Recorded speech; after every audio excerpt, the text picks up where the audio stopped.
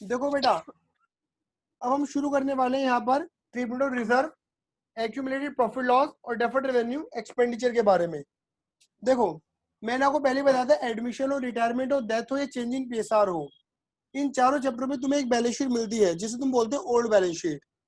इसी का old balance sheet में तुम्हें ना लायबिलिटी में, एसेट में कुछ आइटम मिल सकते हैं। जैसे कि तुम्हें मिल सकता है जर्नल रिजर्व, मिल सकता है बोला मैंने, मिलेगा ऐसा जरूरी नहीं है।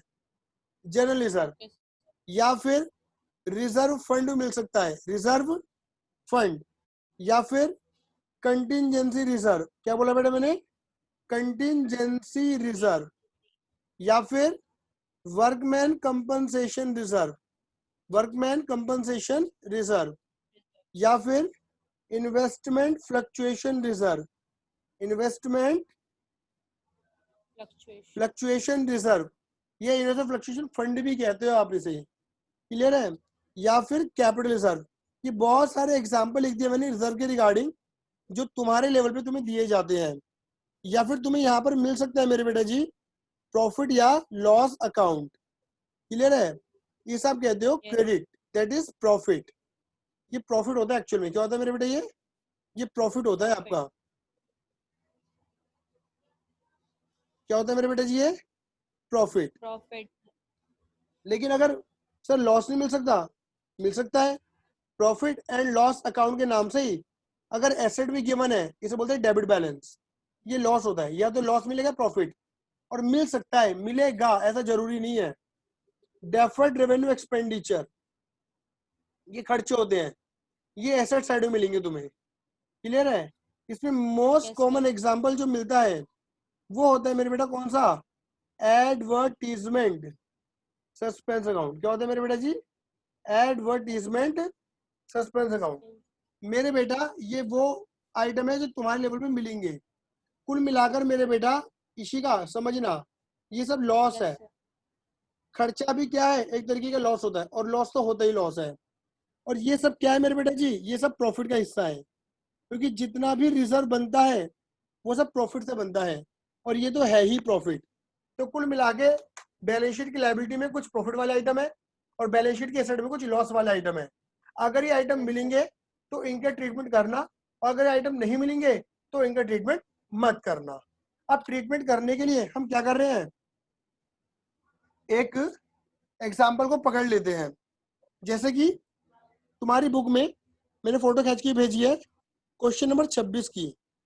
तुम्हारी बुक में दे रखा है एक्स वाई जेड, तीन बंदे हैं। कौन है मेरे बेटा जी? तीन बंदे हैं, एक्स वाई और Z. X Y Z are partner in a firm sharing profit and loss in ratio 3:2:1। X Y Z तीन बंदे हैं, इनका रेशियो दे रखा 3:2:1 का। Z retire from the firm on 31 March 19। Z firm छोड़ के जा रहा है। अब जेड जा रहा है तो ये तो हो गया रिटायरिंग पार्टनर, बचेंगे एक्स और Y. On the date of Z retirement, कह रहे हैं जिस दिन जेड का रिटायरमेंट हो रहा था उस दिन की बैलेंस शीट दे रखी है। हालांकि बैलेंस शीट दे नहीं रखी, मैं आपके लिए बना रहा हूं जिससे आपको क्वेश्चन क्लियर हो जाए। कह रहे on the date of Z retirement, जिस दिन जेड जा रहा था, the following balances appeared in the books. Appeared, कुछ बैलेंस बुक्स में, बुक्स यानी कि बैलेंस शीट में नजर आ रहे थे। बैलेंस शीट में इधर की साइड आती है मेरे बेटे जी लायबिलिटी, और इधर की साइड आती है मेरे बेटे जी एसेट। ये बात सभी को क्लियर होगी। यहां पर आप क्या लिखते हो मेरे बेटा जी? जर्नल रिजर्व लिखते हो। क्या लिखते हो? जर्नल रिजर्व लिखते हो, ठीक है? 1,80,000 रुपए ये तुम्हें दे रखा है। कितना दे रखा है मेरे बेटा जी? 1,80,000 रुपए।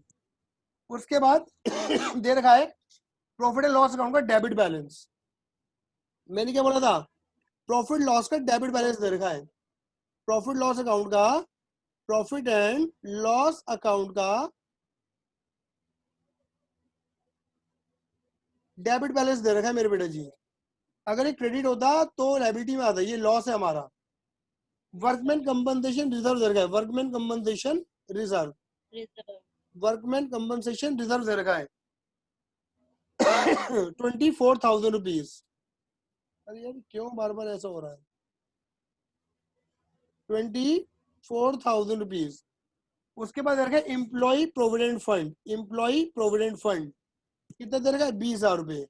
आप सभी को याद है मैंने क्या समझाया था आपको एडमिशन में Yes, sir.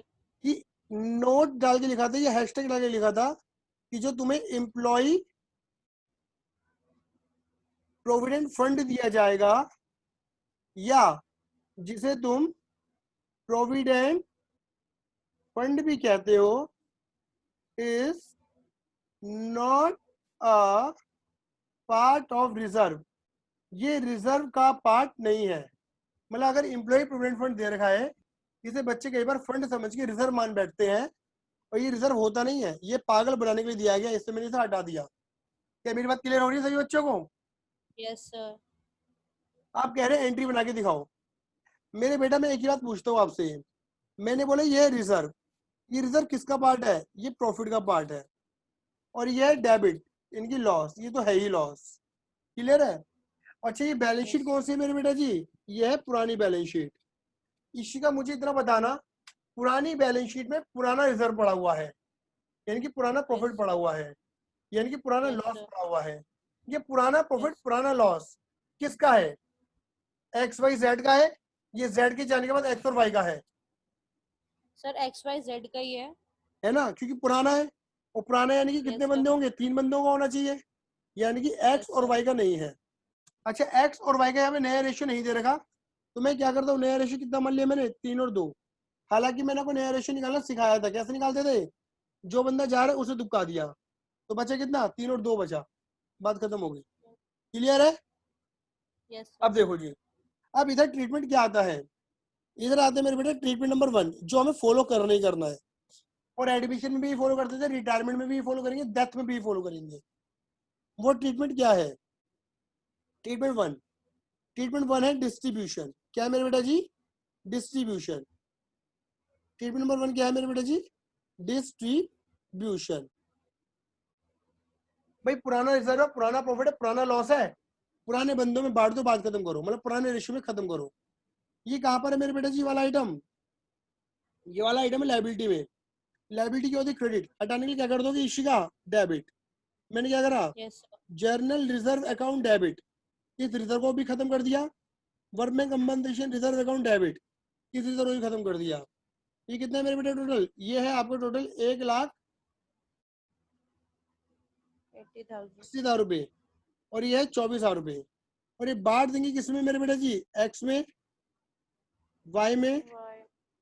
और जेड में, पुराने रेशियो में, और पुराने बंदों में बढ़ जाएगा एक्स वाई और जेड, क्योंकि पहले 3 बंदे थे और 3 तो 1 का रेशियो दे रखा है, आपको पता ही है। बांट दो, बांटो बांटो बांटो ना।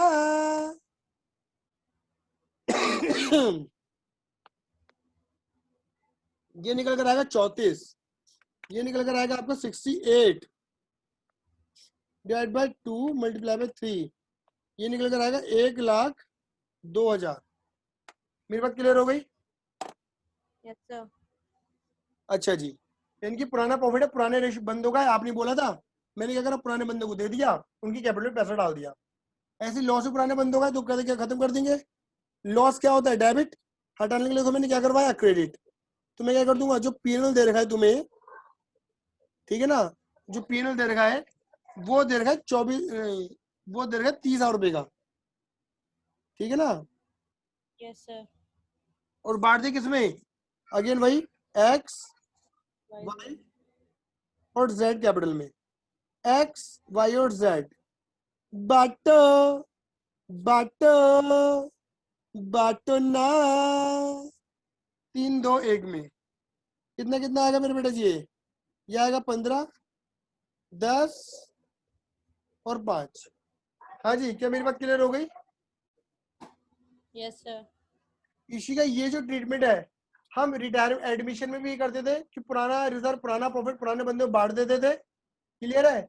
रिटायरमेंट के अंदर भी यही करना है, डेथ के अंदर भी यही करना है। लेकिन मैंने जो सिखाया था, एक चीज और सिखाई थी कि अगर क्वेश्चन में मना कर देता है कि इसको बांटना नहीं है, देखो अगर तुम इसको बांट दोगी और इसको बांटने के बाद जब तुम नई वाली बैलेंस जब तुम नई वाली बैलेंस शीट बनाओगी, तो ये नई वाली बैलेंस शीट में नजर आने वाला नहीं है, क्योंकि तुमने तो बांट दिया है। लेकिन अगर क्वेश्चन मना कर देता है कि तुम्हें बांटना नहीं है, नहीं. ठीक है, ऐसा कब बोलेगा? सिर्फ एक ही चैप्टर चेंज इन पीएसआर में बोल सकता है ऐसा कि बांटने से मना कर दिया। मतलब जैसे ही बैलेंस शीट में पड़े हुए हैं, इन्हें ऐसे ही पड़े रहने दो, इन्हें छेड़ो मत। एडमिशन, रिटायरमेंट, डेथ में बांटते थे, यही एंट्री बना देते बार बार। क्लियर है? Yes. और शॉर्टकट तो मैंने ये सिखाया था कि इधर का आइटम पार्टिस कैपिटल में इधर ले जाओ, इधर का आइटम पार्टिस कैपिटल अकाउंट में इधर ले जाओ। मैंने ये सिखाया था शॉर्टकट तो। क्लियर है? लेकिन अगर बांटने से मना करता है तो सिर्फ एक ही चैप्टर, वो है चेंज इन पीएसआर। अभी हम 30 तारीख को चेंज इन पीएसआर का वर्कशॉप लेंगे, उसके अंदर बांटना तो क्या होगा, नहीं बांटना तो क्या होगा, उसके बारे में अच्छे से डिस्कस करेंगे। क्या मेरी बात क्लियर हो रही है?